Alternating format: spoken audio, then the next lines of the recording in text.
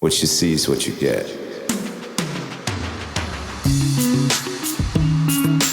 Hello, my name is Pastor Chris Miller, and I am your host on the PC Speaking Podcast, where we are equipping Christians for life. Hello, and welcome back. Thanks for taking the time again to tune in this week. A couple new things happening this week. Got a new microphone, so I'm pretty stoked about that. I'm going to have to work out how to make it sound as best I can, but we'll get that all worked out, figured out. Another thing that's happening is I'm recording this and putting it on YouTube as well. And that's not because I want to direct people from the podcast to YouTube, but from YouTube to the podcast.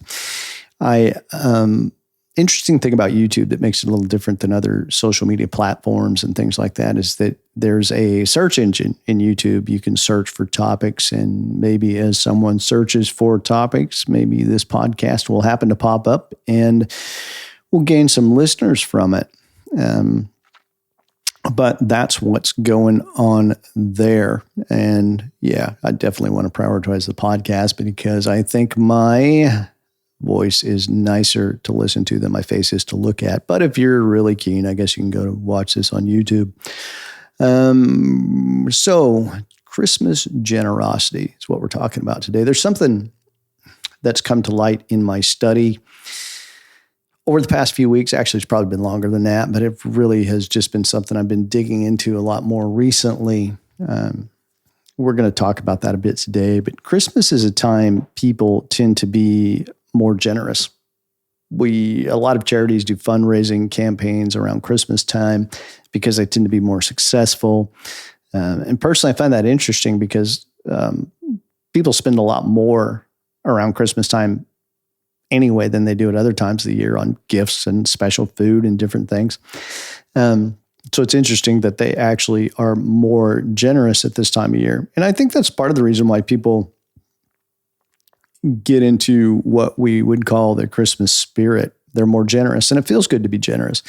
And most people are just in a better mood around Christmas time. Generally, it's not that way for everybody, of course. For some people, Christmas holiday season is actually quite difficult for different reasons. But there are also a lot of people who really enjoy this time of year. And as I think about that, why would someone who doesn't know Jesus or understand the true meaning of Jesus or true meaning of Christmas when we celebrate the birth of our Savior, why would they be in a better mood at this time of year than they would at any time of the year for that matter? And I think part of it is generosity. It may not be the only thing, but it is something. Generosity puts us in a good mood. And I'm going to tell you a couple of stories to kind of get us off the ground today. I often talk about things that happen in the U.S., things that happen in Australia. I'm a U.S. expat living in Australia, as some of you would probably already know. But the U.S. is where I first got involved in church. And in the U.S., when you give financially to a church, you at the end of the year, you get a tax receipt. At the end of the financial year, you get a tax receipt that you can use to claim that money back on your taxes. So whatever you give to your church in the U.S. is tax deductible. That's not the case in Australia. As much as I wish it were, it's not. So we're not going to dwell on it, but it would be really nice for a lot of very generous and giving Christians if that were the case. But there was a church that I knew of that was having some problems, or a problem in particular. And what was happening was someone or several someones were writing a paper check to put in the offering plate. You remember paper checks? Well, again, that's one of those things that's in one country, but not so much the other. In the U.S., paper checks are still an everyday thing. You still, go to the store, write a check to pay for things. I haven't written a check here in probably over a decade. Anyway, what was happening was someone would write a paper check, put it in the offering plate, say for $100. And what they would do is they'd drop that check in the offering plate, and then they'd make change for themselves and take out $100 in cash. And that reminds me a little bit of the situation with Ananias and Sapphira, where they were lying about what they gave. So whoever was doing this was getting a tax receipt from the church for a tax deduction on funds that they never actually gave to the church. And people think the national pastime in the U.S. is baseball, but it's not. It's actually tax evasion. Well, that's a bit of a joke. And, most people wouldn't do things like that. That's just an isolated thing, I hope. But that story is really just an attention getter more than anything. It's only partly relevant to what we're talking about today. But here's another church giving story to go along with that one. There was someone in a church once who was the treasurer for the church. And being a treasurer is a mostly thankless job. It's a job that involves handling funds. You have to be a decent record keeper. They usually put in at least a few hours of work during the week that other people don't see. It's kind of a thankless job. But here where we are, we're very blessed to have a good treasurer. Great guy. He's been our treasurer for a long time. But this particular treasurer, for my story, was in a place and time far away from here. And this person was not a giver. And it's a bad idea to have a non-giver as a treasurer, because non-givers tend to stress a lot more about money. And a church treasurer's job is not to stress about money. It's just to keep a record of where it goes and to pay bills that they've been directed to pay. But this particular treasurer didn't give financially to the church. And often people who don't give financially they stress more about money and they tend to be more stingy with it. And whenever the church had a function of some sort, like a fellowship meal or something like that, we just had a party here at the church on Friday night. It was actually really cool. We had a good time. Turned the church lights on, or the lights on, Christmas lights on at the church. But anyway, this person would buy food or something for a function like this, make something, and they would keep receipts of the money they had spent on the food for the church functions. And they kept a record of those receipts. And then at the end of the tax year, they gave themselves a tax receipt so as to be able to write those things off on their taxes. But that's all they did. They didn't give anything beyond that. And I was thinking about that and what we're talking about today. And I was like, what is that? I don't even know what to make of something like that. It's not worship. It's not generosity. It's not sacrificial giving. But there's this topic that's been on my mind for several weeks now. And what it is it's better defining what those things are: worship, generosity, sacrificial giving, in regards to practicing them financially speaking. And I personally feel as though I may have misdirected some people in that regard in the past. Of course, not in an intentional way, not at all. But I'll get more into that. I'll explain it more as we go forward. But I want to make something clear up front as we talk about this, because money is always such a tough one for churches, for pastors. People in the secular world often think, churches are just out for money, or they think that churches have a lot of money.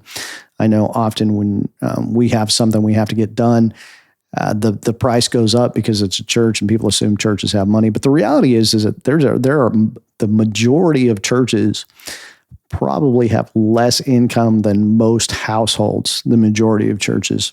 But the thing I want to make clear is I put a lot of time and thought and prayer into discerning my purpose, my calling as a man of God.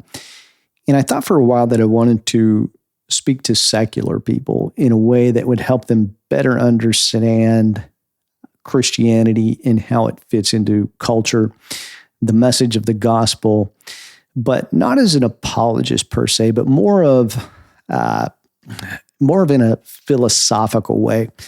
But that's not my calling. My calling is more along the lines of helping other Christians do that. And I eventually got a better hold of what I'm here to do. And as a pastor, as many pastors do, you draw that from Ephesians chapter 4, specifically verses 11 and 12. And that helps define what I do in ministry. and what my calling is and my job. And this is what those verses say. Ephesians 4, verses 11 and 12 say he gave some to be apostles, prophets, evangelists, pastors, and teachers for the equipping of the saints, for the work of service, and for the building up of the body of Christ. I feel like I wear a couple different hats in there. I'm sometimes an evangelist, a pastor, a teacher. I'm all those things, really. But my purpose is equipping saints for service.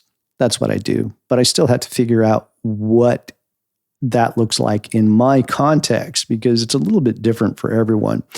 And what I've done is I've summed that up as I've thought about it, prayed about it, putting some effort into it. I've summed that up as equipping Christians for life, whether it be through a Sunday sermon, a podcast, whether it be through talking with people individually, counseling people, prayer for you, prayer for people in the church I pastor, prayer for the church as a whole, prayer for your church. I'm equipping Christians for life. I'm doing the best I can to help them serve God in their context. And I can give you the equipment. I can do my best to prepare people, to help people with that. But ultimately, one of the things that I always try to communicate is that it's up to you how you live your life. The decisions you make are your own. I don't coerce people. I equip them. I don't make myself responsible for the decisions of others. And I find that the more I am able to release myself from worrying about the decisions that other people make, the more peace I have in my life. I do the best I can to help. I do the best I can to equip people, but ultimately the responsibility is on you to make your decisions.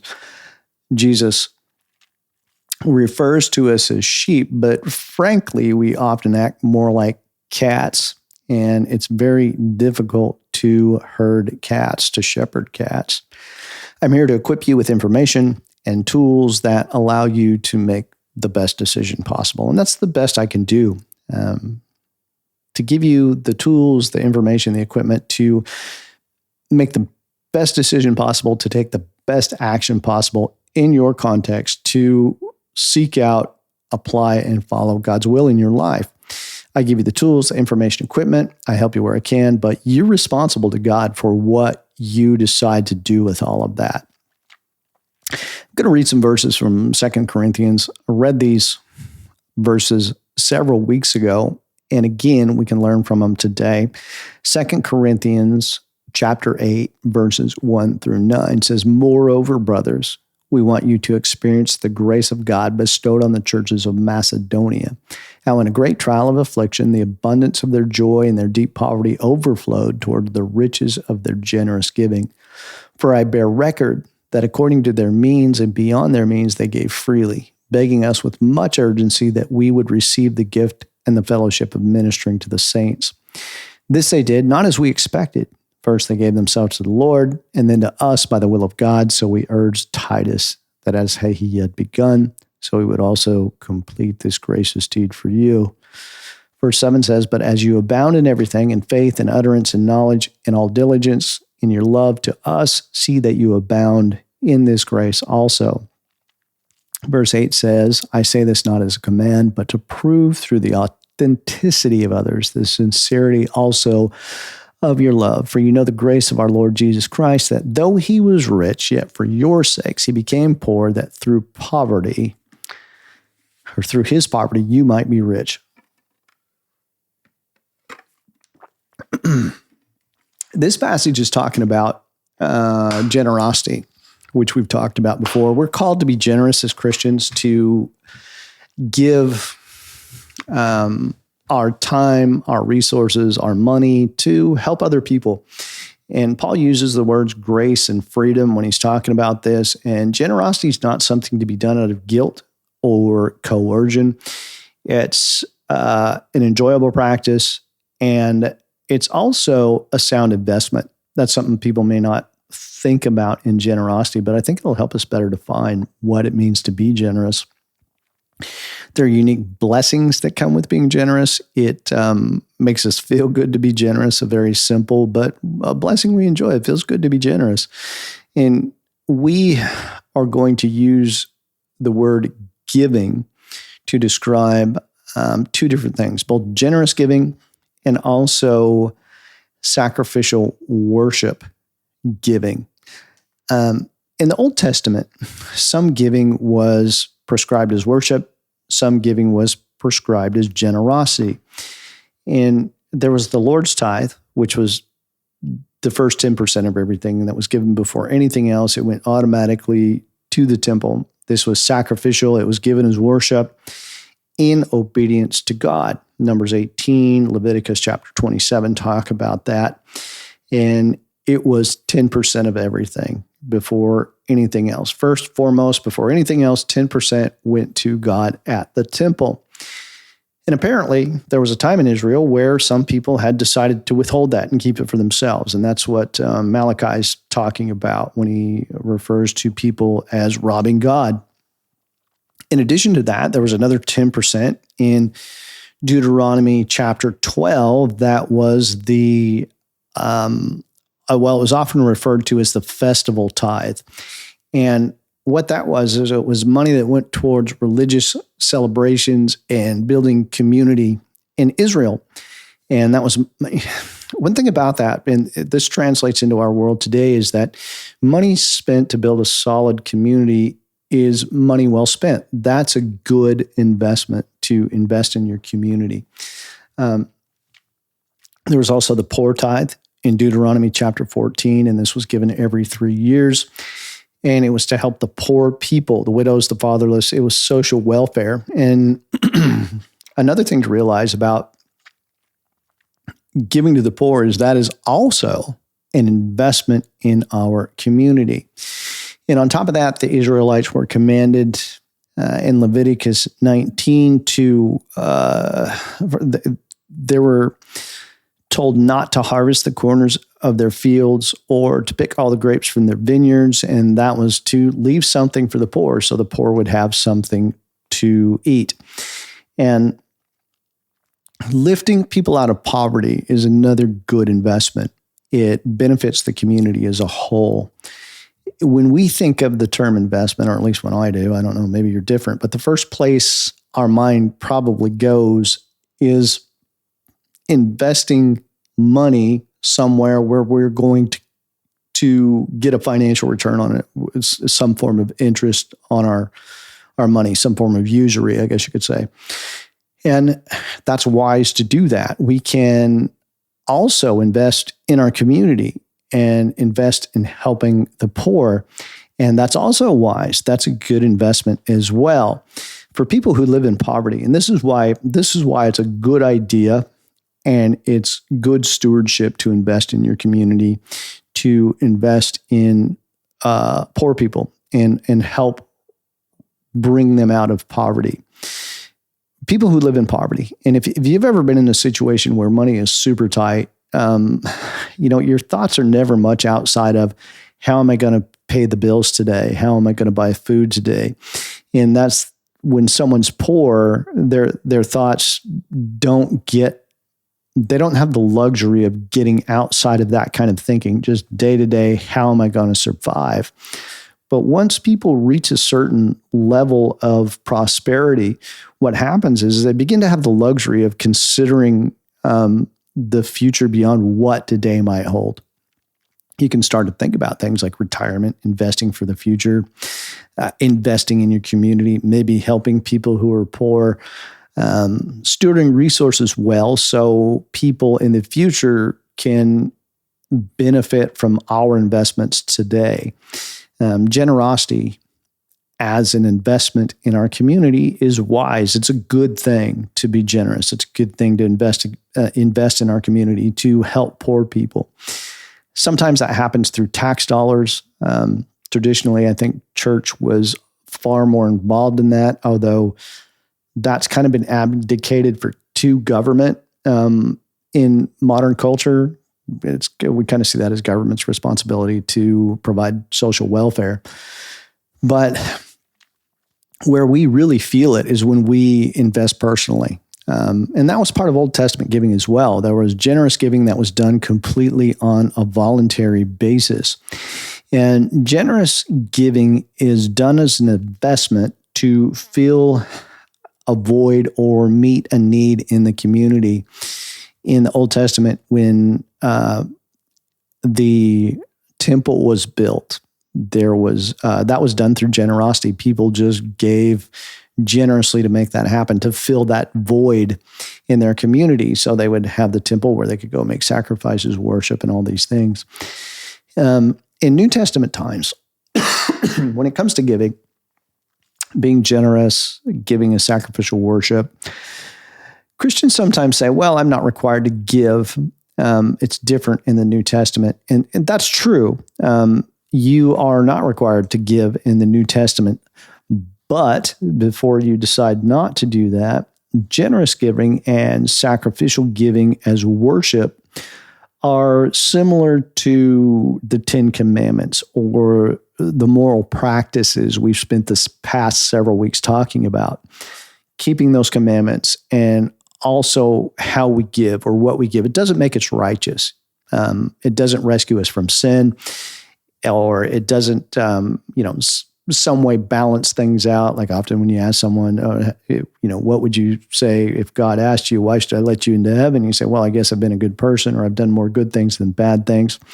That's not how it works. Only the blood of Jesus can atone for sin. And that's a very fundamental Christian doctrine.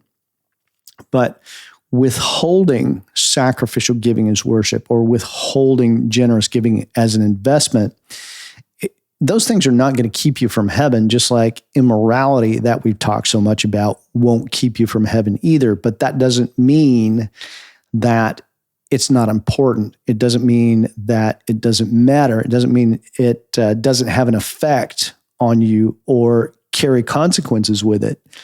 Christians are sometimes very pro-morality, but way more mind your own business when it comes to giving, whether it be generously or sacrificially. How you worship in your giving and how you practice generous giving affects what you think about God. It affects your relationship with God, and it also affects what you communicate about God. So as we move from that, Old Testament requirement into thinking about it more as a New Testament thing and coming to generosity in the New Testament, now we're getting closer to what's been on my mind and that I've been studying recently, that there's a point that I want to make today, and we're going to get to it. In our passage from 2 Corinthians, Paul puts forth the churches of Macedonia as an ideal. This is kind of like the gold standard of generosity. And he says in verses 1 and 2 there, moreover, brothers, we want you to experience the grace of God bestowed on the churches of Macedonia, how in a great trial of affliction, the abundance of their joy and their deep poverty overflowed toward the riches of their generous giving. Excuse me, I got to get a drink of water here. Good grief.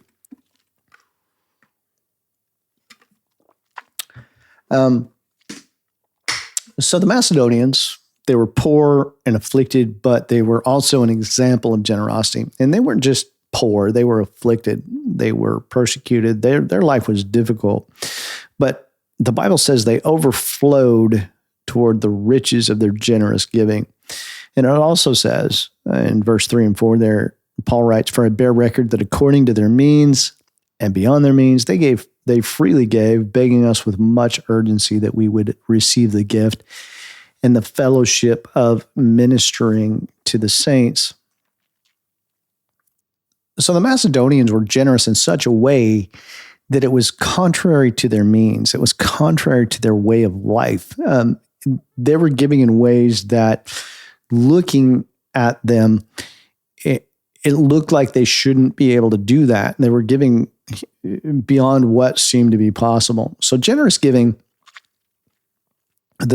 one of the things we can take away from that is that generous giving doesn't have anything to do with how much we have or how much we make. We can practice it either way. You're not limited by what you have to be a generous giver. Generous giving is based on willingness, not dollar amounts, although obviously the Macedonians gave quite generously. And being generous is a privilege and an opportunity extended to us to invest in others, to invest in our community, to improve the lives of the people around us, regardless of our financial situation. And verse 5 says, "This they did not as we expected. First, they gave themselves to the Lord, and then to us by the will of God." And the generosity of the Macedonians was the result of them giving themselves to the Lord first. When you've already surrendered to God sacrificially, generosity becomes much easier, because generous giving and sacrificial giving as worship sets you free from the bonds of financial slavery. It breaks that hold that money tends to get over us, where we feel unsettled, we're stressed, we're worried, we always want more, wish we had more. Giving, which seems very counterintuitive, but giving and being generous actually breaks that feeling. So I think often what people want isn't that they necessarily want more money, but they want to be free from the desire for more, because it really doesn't matter how much you have. That desire can always be there. So generous giving, sacrificial giving as worship sets you free from the bonds of financial slavery. And a solid practice of giving is a mark of a mature believer. And I read the other day that generous people handle money better. And I have no doubt that's the case. And a Christian will never become what they could become without learning this, without learning that generosity is obedience, it's love for God, it's sacrificial worship, and it breaks the hold finance has over us. When we learn to give, it breaks that financial slavery. But especially in our culture, this is one of the hardest things for most of us. It's very difficult to grasp onto this and get our head around it, because our wealth is often a snare. We're so wealthy that it tends to trap us. And some will say, well, I can't afford that. And I'd say, well, neither could the Macedonians. They were far more poor than probably anybody listening to this. But let's think a little more about what Paul wrote about the Macedonians surrendering themselves to God first. They broke the hold on their own desire and selfishness by surrendering to God. And once they did that, well, generosity was easy and it was joyful, and it was something they enjoyed doing. And there's a single point I hope to make. This is a challenging one, and my views have changed on this over the years, and I think it's important to attempt to articulate this, because it does affect people's relationship with God, and it does affect what they think about God, and it affects what they communicate about God as well. And what I hope to clarify, at least in part, is the distinct difference between generous giving versus sacrificial worship, because they're not the same thing. They're two very different things. And the struggle with this is they're both good things, and we should practice both things. This isn't a good versus bad issue. This is a good and good. It's not one or the other. It's both and. We should give sacrificially as worship, and we should also practice generosity in giving. And remember, this is not condemnation. This is not coercion. This is information for you to have so you can make the best decision possible in your life. This is intended to be helpful. Let's go back to Ananias and Sapphira. We've talked about them, I think every week for 3 or 4 weeks. They keep popping up. But they lied about how much money they gave to the church, and they both dropped dead because of that. But let's take the lie out of it for a second and think about the motivation for the lie. Their giving was giving with an expectation of return. And that's not always a bad thing, but I think that's what this was, because they expected a return on it when they gave to the church. They wanted everyone to praise them for how generous they were. So much so that they lied about the amount they wanted to return when they gave generously. In our culture today, when we part with money, we expect a return on it. There's nowhere where we go and just randomly throw money away or, burn it or whatever. We always expect a return on our money. And that's not bad. More often than not, that's good stewardship. It's a good thing to expect something to happen with the money that you give generously. When we practice generous giving, it's usually an investment. Maybe always. And it's usually given to meet a need. It's given as charity. Remember, this is not good versus bad. Both generous giving and sacrificial giving as worship are both good things. When I give generously, maybe I support a charity. Maybe I support, say, a niece who's in university, and I send her some money each month to help her survive, take some of the stress out of her life so she can concentrate more on study, get better grades. She graduates, goes on to become a productive, healthy member of society, and that makes the community better for everyone. Or maybe I try to directly help the poor. That could be a thing as well. And that's a good investment. But when we invest, we expect something in return. And it's easy to say, oh, I don't expect anything in return for that. I don't expect anything in return when I give generously. But let's think that through, because I say you do expect something in return, because you're giving money to your niece, whatever and so she can do better in school. But what if the niece in university decides, well, I'm just going to party and skip class? And are you going to continue to send her money each month? What if the charity you support doesn't seem to be accomplishing anything? Are you going to continue to give to that charity? No, of course not. You're not going to continue to give money to the person who is in university but decides to stop going to class and party. You're not going to continue to give money to a charity who is not doing the work they should be doing. You're going to shift those funds where they'll be used more effectively. That's good stewardship. That's the right thing to do. When Israel gave the festival tithe, that was an investment in the community. When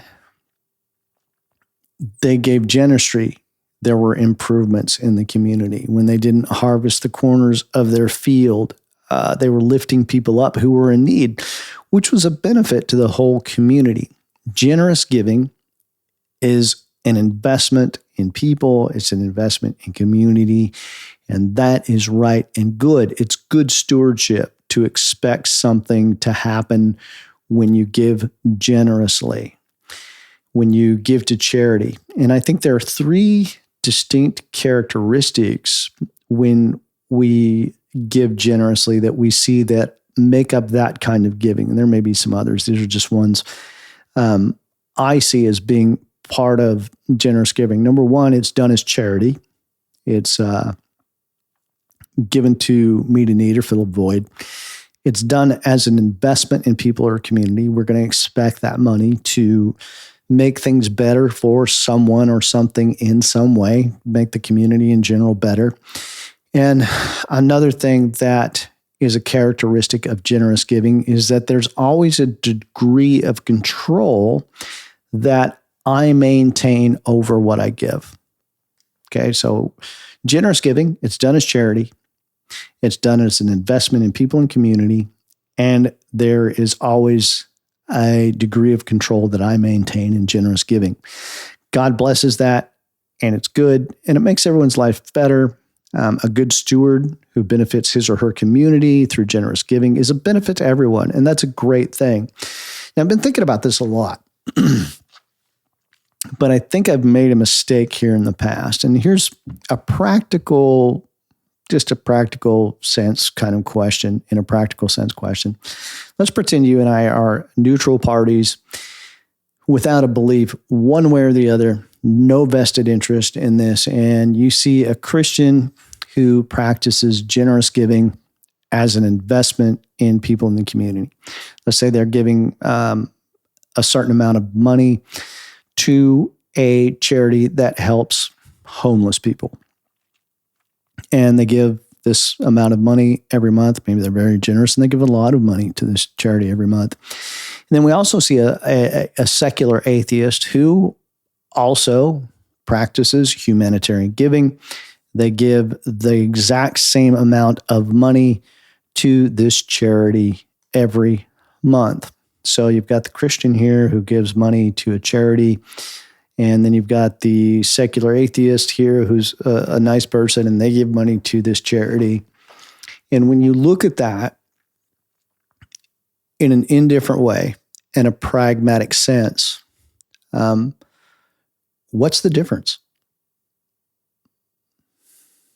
I know some people will argue about this, but I don't think there is one. And some people say, well, I'm giving that money to God. No, you're giving that money to a charity. And there's a lot of secular people who are very nice, people who are very generous. And this is good, whether a Christian's doing it, whether a secular person's doing it, it's both good. Now, this is a bit of a sidetrack, but I want to mention this too, a bit of a distraction. But sometimes I think media and some organizations with Christian in their name, some news media, lead us to believe that we are at war with the secular people in our community. And admittedly, there are a few obnoxious loudmouths, but that's true on both sides. Some, obnoxious loudmouth claim to be acting as Christians, but there's people in groups, organizations who prevent communication and divide people who are basically, they're just seeking their own comfort in what they want and what they want other people to do. And there are many people in the world who have nothing against Christians. Some are even non-Christians who are actually quite church friendly. I've met a lot of people like that. And that's the majority of people. And the Bible tells us our fight isn't against flesh and blood, but against principalities and powers of darkness and spiritual wickedness in high places. Now, that's a talk for another day. Maybe I'll talk about this coming week. But the point I'm trying to bring out is I'm saying it's not unrealistic to think that we can live at peace with non-Christians. We're not at war with our community. We're not trying to pick a fight with everybody who's not a Christian. But, and I'm not saying we have to change our mind about what we believe. Good fences make good neighbors. Anyway, bit of a sidetrack rant there. I'll make a whole podcast about that in another day, but back on track. Generous giving, sacrificial giving is worship. I've had people come up to me and say things like, tell me, I don't give to church, but I'm generous. Mm-hmm. Or I've heard people say, I tithe in many places. Or I've heard someone else say, oh, my church is huge. They don't need my money. Well, let's talk about that. Here's what's been on my mind. Now, because of charlatans and the prosperity gospel, preachers out there, so-called preachers who are trying to, get people to part with their money and trash like that. I have told people, so they don't think I'm one of those charlatans, well, just give wherever. Just go be generous somewhere. But in doing so, what I did in saying that was I pointed people towards being a humanitarian, which is not bad. That's a good thing. And Christians should be practicing generosity in that way. But what I should be telling people is that generosity is awesome. You should be generous. That's a great thing. Christians should be very generous, but you should be a worshiper first.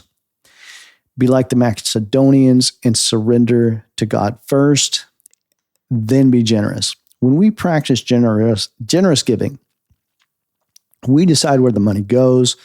We decide where the money stays. We decide how much goes where. We maintain control over it. We invest. We expect a return on that money where we send it. We maintain some control. You see, it's not a sacrifice. Generous giving and sacrificial giving as worship are not the same thing. Generosity is good, but it's not a sacrifice.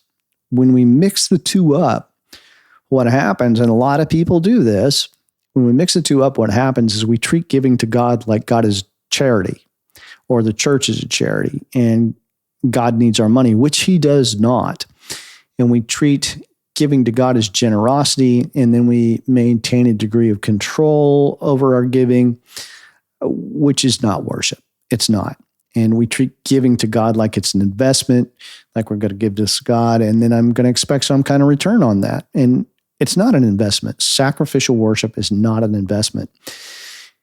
Generous giving is all of those things. Sacrificial worship is none of those things. When the Israelites in the Old Testament brought a sacrifice to the temple, they relinquished control over it utterly and completely. They gave it to God. If they brought an animal, it was killed, it was burned on the altar. It was completely not theirs in any way anymore. If they brought a grain offering, it was burnt.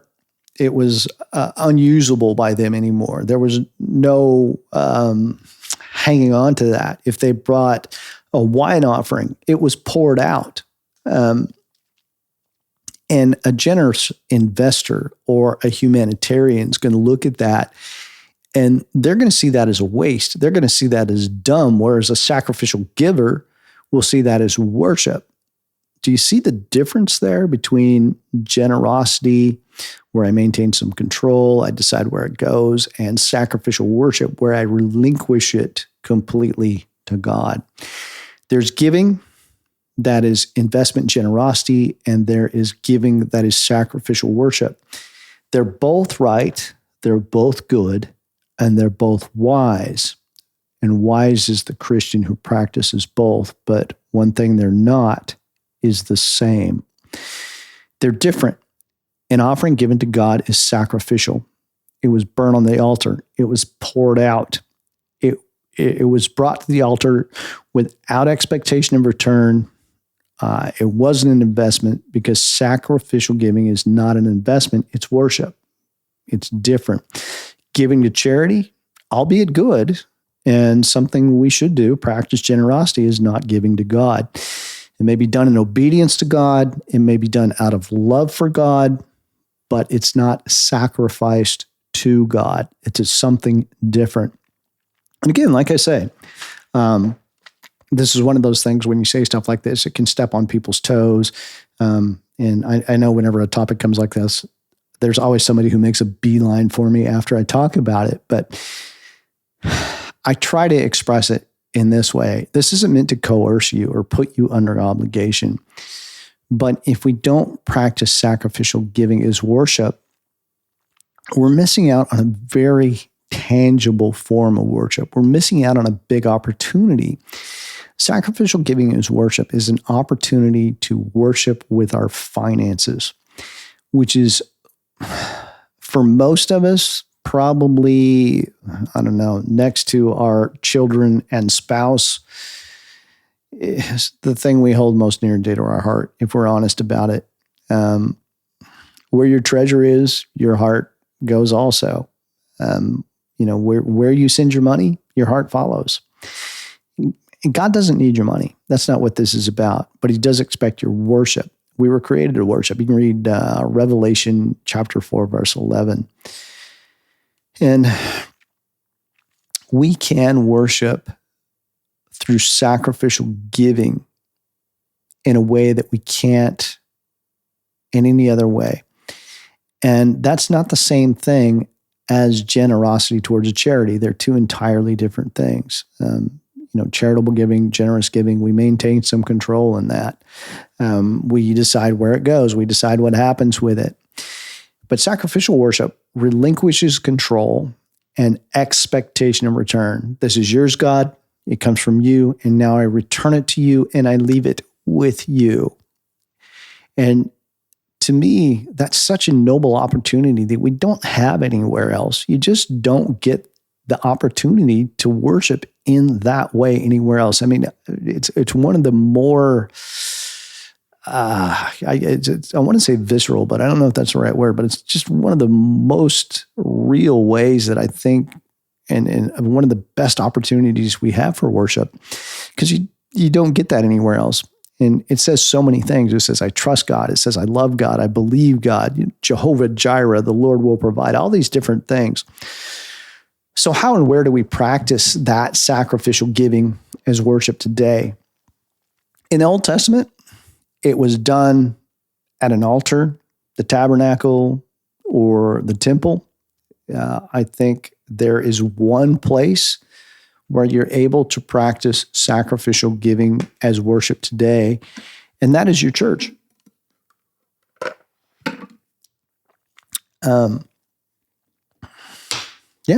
That's where you practice sacrificial worship, is at your church. That's the one place where that's possible. It's not the same as giving to a charity. It's not the same as giving to a ministry. And I mentioned, I've heard people say that, my church is big, it doesn't need my money, or I tithe in lots of places, or I'm generous, but I don't give it to the church, whatever.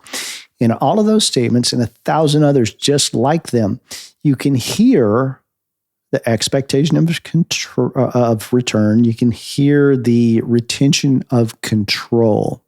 None of those statements are worshipful. They might be generous, but they're not worship. There's nothing being sacrificed on the altar there.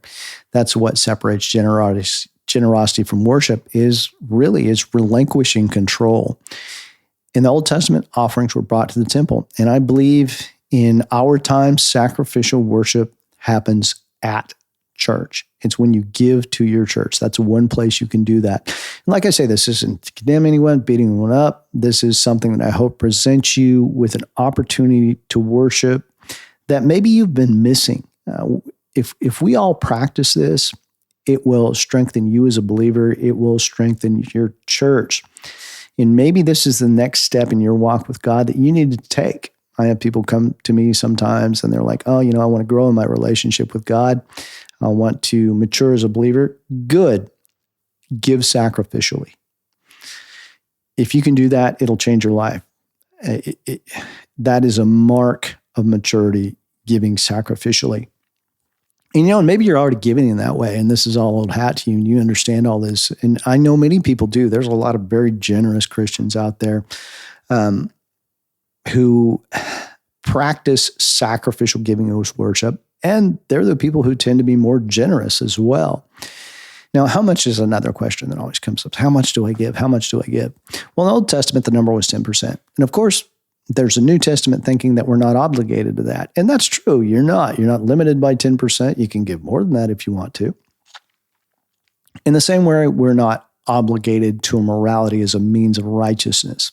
That's how you're not obligated to giving sacrificially. God is not going to reject you if you don't give sacrificially because of what Jesus has already done for us.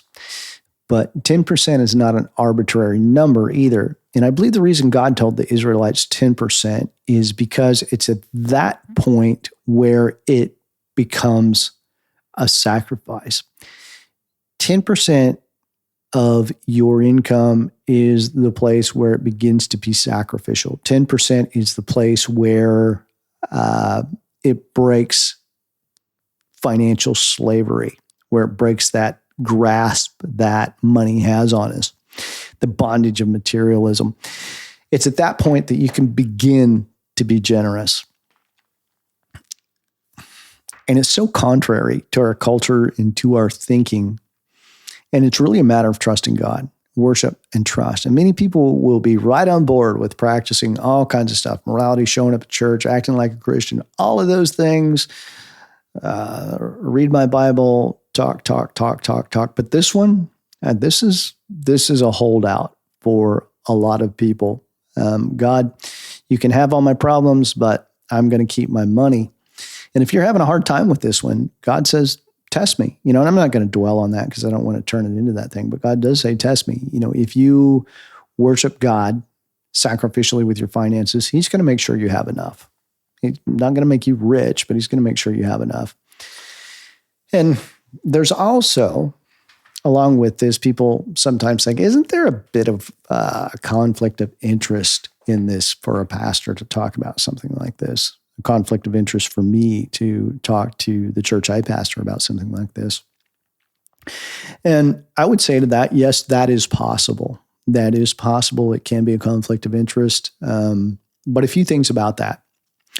In the Old Testament, the priests lived from the offerings that were brought to the temple. In the New Testament, there are several passages that reinforce the same thing for pastors in the New Testament. And a pastor is also obligated to share with you what he believes God wants you to know to the best of his ability. And sometimes that involves things like this. And the best thing you can do for your pastor is support him in that when he comes out with things like this. And another thing to remember that too is that if you give to God sacrificially and you relinquish control on that, that puts a lot of responsibility on the people who are budgeting and planning and doing things like that. They're accountable to God to handle that well. And being accountable to God is a lot bigger accountability than being accountable to a person. And also, this is why churches have a budget. This is why churches put out financial reports, so as to be clear, to be accountable. When a church, and I know I've seen a lot of churches like this, and this is also a misunderstanding, I think, but many Christians are confused about budgets and church meetings and financial reports. Those things are not to put the average church member in control of spending. That's not what they're about. They're not to give church staff permission to spend or permission to do certain ministry. What those things are for is that they're for clarity. They're to circumvent those potential conflicts of interest. They're accountability. They're to make finances in church transparent. That way everybody knows what's going on. Lastly, how do I practice sacrificial giving as worship? Or how do I do that now? Because I don't know about where you are, but we used to pass offering bags around as part of worship service in church. And we had bags, we didn't have plates, but that was always part of worship for a reason, because it is worship to do that. And that wasn't charity for the church. That was opportunity to worship God. And COVID kind of messed that up. We stopped passing the bags around some time ago, but technology has changed that as well. We shifted to online giving some time ago, bank transfers, things like that. And that was a good decision. That worked out well for the church budget. But at the same time, for each of us as an individual Christian, and I know I'm super guilty of this, but it's easy to set up a weekly transfer intended as sacrificial giving, and then to forget you're even doing it. Because, I have a transfer that comes out of my account every week. It goes into the church account, and it's easy for me to forget that that's even happening. And then when if I don't consciously thinking about that, I'm missing out on that opportunity of sacrificial worship. And that kind of, bank transfer it's great for church finances, but it's not so good for worship. And I would suggest if, maybe setting up that some kind of automatic transfer, and then put a reminder in your phone calendar when that's happening, and meditate on it when it does, and think about it. You could even set it up to happen on Sunday if you wanted to. And when that comes up, you meditate on it and on God, and you think, I'm returning this to you as it has come from you. And I'm grateful you care for me. And I'm grateful that you provide me with more than I need so that I am able to give this back to you. I worship you with the finances you have given me to steward for you. And if you do that, if you consciously think about that and you actually practice it, it is going to change your life as a believer. I wish every Christian could grasp this in a very strong way, because it's going to make your relationship with God is going to have so much more depth. But like I say, it's up to you. Generosity is a good thing, and so is sacrificial giving. They're just not the same thing. So I want to encourage you, wherever you are, do both, but worship first, sacrificial giving first. That matters. And then practice generosity too. Make an investment, be a good steward, decide where that money goes, decide where it stays, decide where you're going to send it. Something we've done at different times in our home is we sacrifice 10% as sacrificial giving, and then we put aside another 10% to give as giving money, and we get to decide where that goes, and we get to be generous with it. And that's actually really enjoyable. I would definitely recommend doing it, but worship God first. So generosity is a good thing. Sacrificial giving is a good thing, but they're not the same thing. So I hope that brings some clarity to the topic, and I hope that equips you to make decisions that will please God and lead you into a closer relationship with Him. Again, thanks for tuning in this week, and I look forward to talking to you again soon. Have a great week. Thank you for taking the time to listen today. Let me know what you think in the comments. Please consider subscribing and sharing this with someone who might find it helpful.